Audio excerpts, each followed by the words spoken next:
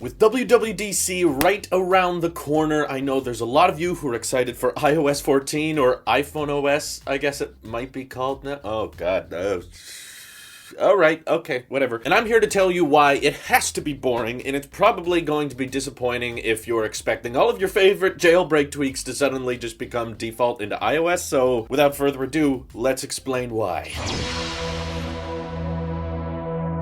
So Apple has had some bumpy OS releases in the past. It seems like because of maybe limited staff and limited time, you kind of have to decide throughout the years whether you want a giant operating system upgrade where you get a ton of changes or a stable one. So what happens if you want that giant operating system upgrade, something like iOS 13, is the software engineers and the app developers all are focused so hard on redesigning and changing the look and changing little things that they don't get to focus too much on software stability and squashing bugs and making sure there's not that many glitches, because when we get a boring operating system upgrade, for instance like iOS 12, where the biggest additions were like group notifications and group FaceTime, yep, that's about it, but they got to bring that to every iOS device that ran iOS 11. It came with CPU improvements, GPU improvements, it made older devices faster, and it overall ended up being a fairly stable, reliable release. Yes, a boring one. And I think that's why Apple has to do this with iOS 14, is because iOS 13 was pretty bumpy for a lot of people. Apple going into the 13.4s, .5s, .6 like never before, having to patch so many different issues. And I know some of you are thinking, well, you know, iOS 6 to 7, that was the big redesign. We got all the new icons. So now that we're going into 14, that means it has to be another big redesign, right? Where I don't think that's the case anymore, because as there are many of you that want icons to be different and you want to rearrange apps on your home screen and you want picture-in-picture support, there's also a bunch of people out there that are very comfortable with the way they use their iPhone, and anytime you make some type of drastic redesign to the overall operating system and give it a whole different look, there will be a bunch of people that get confused or are wondering, why is my phone behaving differently? Or wondering, why do I have to update and learn my phone a new way again? And Apple has a very, very big ship full of people running the latest version of iOS, and a lot of them don't like change. And I get that a lot of you want drastic change now, but Apple has to kind of meet somewhere in the middle to find out how to make the best of the current situation they have. And I think the truth is Apple is somewhat happy with the feature set of iOS 13, which is why in iOS 14 or iPhoneOS 14, I'm already not liking this. It's gonna be harder to say now. They basically just want to iron a few things out. There may be a few added features, but I don't expect them to be major. I mean, through emails, we've heard that Craig Federighi said they want to do the phone call being more of a drop-down notification, and personally, I've made videos on this in the past. That's all I care about. Just replace every pop-up with a little drop-down notification. You know the ringer silencer switch thing that just drops down real quick? Yes, Apple, do that for everything now. Do that for low battery warnings, do that for phone calls, do that for Siri. Just make everything a little drop-down notification instead of taking up the whole display, and I think I'd be good. You know, I can change resolution and frame rates in the camera app. The volume indicator has been redesigned. I know some of you want split-screen multitasking and picture-in-picture, but I will also remind you, I know so many of you just want to be able to watch YouTube videos in a little window, but Apple supports picture-in-picture on the iPad, and YouTube still does not support that. So even if they brought picture-in-picture to the iPhone, you probably couldn't do it with YouTube. So there's like multiple walls in the middle of that dream you guys have. So don't expect that to happen just because Apple has been finicky about it so far, and they haven't added it, and I feel like they've had plenty of time to, because the iPads have had picture-in-picture for years now. So when it comes to all the stuff that's supposed to be announced at Worldwide Developers Conference, I think iPhoneOS or iOS 14 is going to be one of the minor things. It's going to be kind of the stability year where we just try to end the iPhone 6S and the original SE on a good note, where they maybe get a little bit faster, they get some GPU improvements here and there, but not a ton of features, and yes, in a sense, boring to many of you who are so excited with your jailbreaks and little tweaks and design changes all over the place. I think Apple's just going to focus on stability this year, and they want this to be the new normal. Sounds like internally they want to fundamentally redesign the way they write code so that there isn't so many bumpy releases like there have been in the past. Obviously, developer betas, public betas, they're still betas. There may still be issues, but once the official public release is out, then expect an operating system to be very similar to the one we have now, just with a few tiny little tweaks and alterations here and there. But for the most part, don't expect new icons, don't expect home screen changes. And if those rumors about widgets in iOS 14 end up being real, then great, you know, we'll happily surprise. So I guess I do this every year, but anytime there's an Apple event, I encourage you guys to lower expectations as much as you can. That way, if I'm wrong, you can be pleased that iOS 14 or iPhoneOS ended up being much better than we originally expected. That way you can't lose, right? In fact, why don't we just expect that the only changes with iPhoneOS will be just the pop-ups and the drop-down menus. That's the only thing they redesigned. Everything else is just about stability and making the most of the hardware the iPhone already has on it. I could be wrong though, so please feel free to hit me up over on Twitter and join my Discord if you think that I'm incorrect and there's going to be some type of major redesign, in which case I'll be very happily proven wrong. This is your Apple Sheep here. I'll see you in the next one.